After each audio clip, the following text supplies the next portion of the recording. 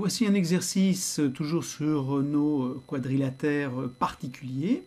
Donc je vous laisse bien lire tout cela, faire la figure demandée, bien répondre aux questions, puis nous nous retrouvons pour la correction.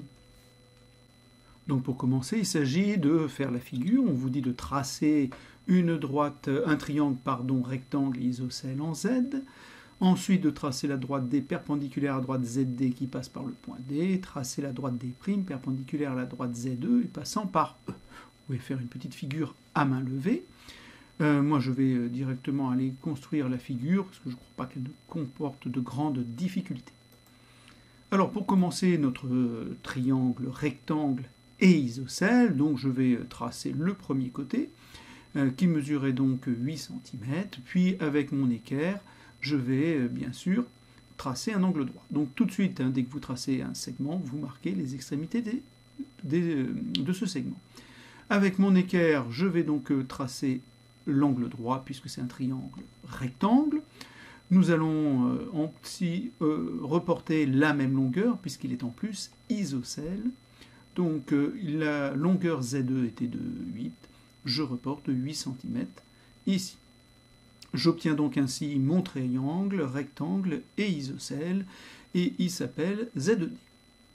Ensuite, il s'agissait de tracer une perpendiculaire. Donc je reprends mon équerre et je trace la perpendiculaire à ZD, qui passe par D, et c'était la droite D.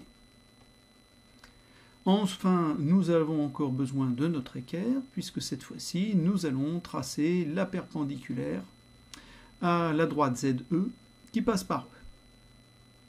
Donc, je reprends mon équerre, je la positionne de manière à avoir un angle droit en E, et je trace encore une fois la perpendiculaire, voilà.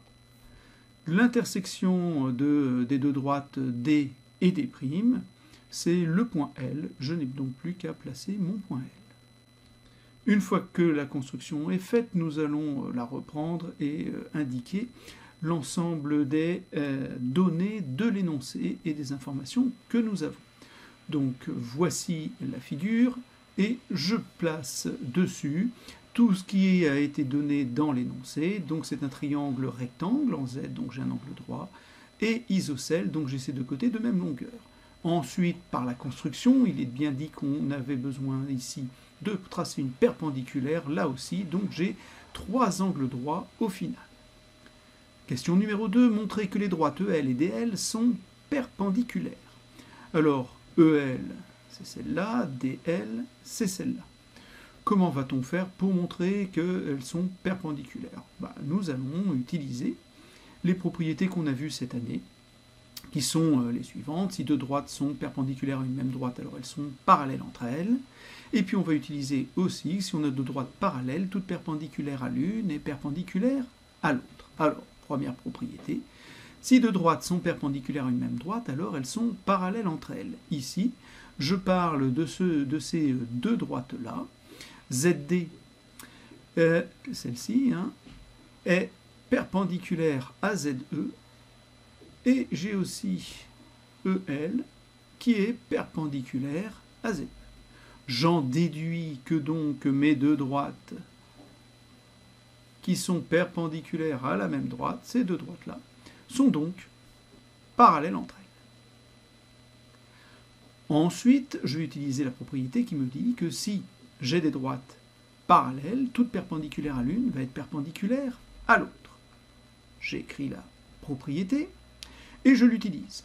Cette fois-ci, j'ai bien les deux droites que j'ai mises en vert qui sont parallèles, et la droite ZD est perpendiculaire à la droite, alors je vais la tracer également, celle-là, LD, est perpendiculaire à la droite ZD. Donc cette droite bleue qui est perpendiculaire à une des deux droites vertes va être aussi perpendiculaire à la deuxième. Question numéro 3, pourquoi le quadrilatère ZELD est-il un rectangle? Tout simplement par définition. Nous savons que un rectangle, c'est un quadrilatère qui a les 4 angles qui sont droits. On a 4 angles droits après avoir démontré la question 2. C'est donc bien un rectangle. Alors, quatrième question, pourquoi le quadrilatère est-il également un losange?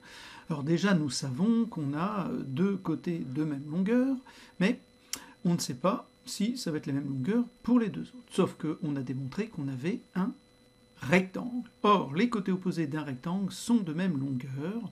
On en déduit donc que le côté opposé au côté ZE, c'est-à-dire DL, vont être de même longueur, donc je peux les coder de la même manière. Le côté opposé à ZD, c'est-à-dire EL, également. Et on se rend compte qu'ils sont tous de même longueur, puisque là, on avait déjà ces deux-là parce que le triangle était isocèle, qui était de même longueur. Finalement, les quatre côtés sont de même longueur, et un losange, c'est un quadrilatère qui a les quatre côtés de même longueur. On a donc bien les quatre côtés de même longueur, ZELD est un losange. Dernière question, pourquoi le quadrilatère est-il un carré? Revenons à la définition, un carré, c'est un quadrilatère qui a quatre angles droits et quatre côtés de même longueur. Et nous avons montré que c'était déjà un rectangle, donc il avait bien quatre angles droits, que c'était aussi un losange, donc il a bien les quatre côtés de même longueur. C'est un rectangle losange et c'est donc un carré. On a montré tout ça. C'est donc un carré.